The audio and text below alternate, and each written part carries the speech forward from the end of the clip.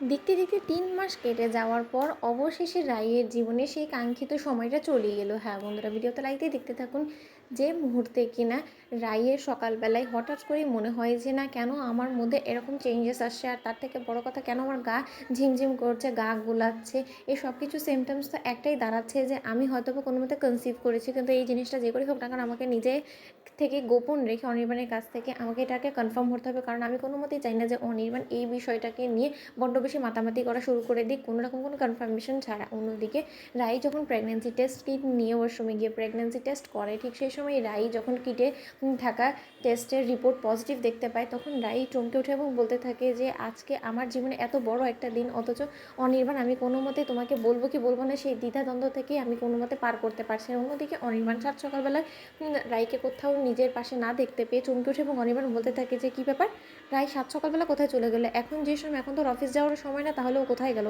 অন্যদিকে অনির্বাণ যখন রাই রাই বলে চিৎকার চেঁচামেচি শুরু করে দেয়, ঠিক সেই সময় রাই ওয়াশরুম থেকে ঘেমে টেমে বের হওয়া মাত্রই অনির্বাণ বলতে থাকে যে কী ব্যাপার রাই, তুমি এতটা ঘাম অবস্থায় কেন বের হচ্ছে ওয়াশরুম থেকে, কী হয়েছে, এটা কি তোমার কি কোনো প্রবলেম হয়েছে। ঠিক সেই সময় রাই বলতে থাকে যে আচ্ছা অনির্বাণ, তোমাকে একটা কথা বলছি, যদিও এই জিনিসটা নিয়ে আমি এখনও কোনো মতে কোনো কিছু তোমাকে বলতে চাইনি, কিন্তু তার সত্ত্বেও তুমি যখন আমার সামনাসামনি চলে এসেছো তাই তোমাকে আমি বলতে বাধ্য হচ্ছি, খুব সম্ভবত আমি হয়তো বা কনসিভ করেছি এবং টেস্ট কিটটাও তো তাই বলছে।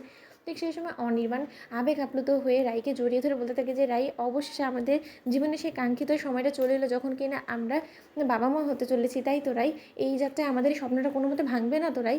ঠিক সেই সময় রাই বলতে থাকে যে দেখো অনির্বাণ, আমি এখনও নিজেকে বিশ্বাস করাতে পারছি না যে আমার টেস্ট কিটে আমার রিপোর্টটা পজিটিভ এসেছে, কিন্তু এই জিনিসটা নিয়ে আমি এখনই খোলাসা করে কারোর সামনে তুলে ধরতে চাই না। বিধে আমি তোমাকে একটা রিকোয়েস্টই করবো যে যতক্ষণ পর্যন্ত না আমার 3 মাস পেরিয়ে যাচ্ছে ততক্ষণ পর্যন্ত তুমি প্লিজ এই জিনিসটা নিয়ে লোক জানাজানি করার একদম চেষ্টা করো না।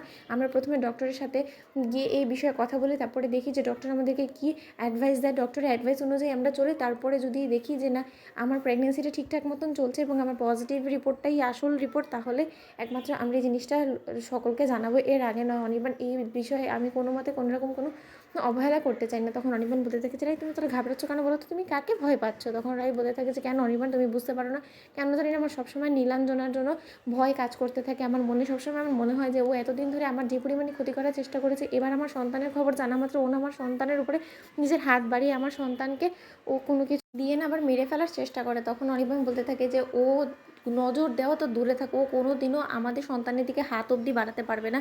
আর যদি তোমার বড্ড বেশি ওকে নিয়ে টেনশন হয়, তাহলে এর থেকে বেটার চলো আমরা মুম্বাই শিফট করে যাই, কারণ এখানে থাকাটা তোমার এবং আমার সন্তানের জন্য আমার মোটেও মনে হয় না সেফ। কারণ এখানে খোলামেলাভাবে নীলাঞ্জনা যখন ঘোরাফেরা করছে, তাহলে কোনো না কোনোভাবে অবশ্যই তোমার প্রেগনেন্সি নিউজটা জানতে পারবে এবং তখনই ক্ষতি করার চেষ্টা করবে। তো বন্ধুরা, ভিডিওটি ভালো লাগলে লাইক এবং শেয়ার করো, সাবস্ক্রাইব করতে ভুলো না।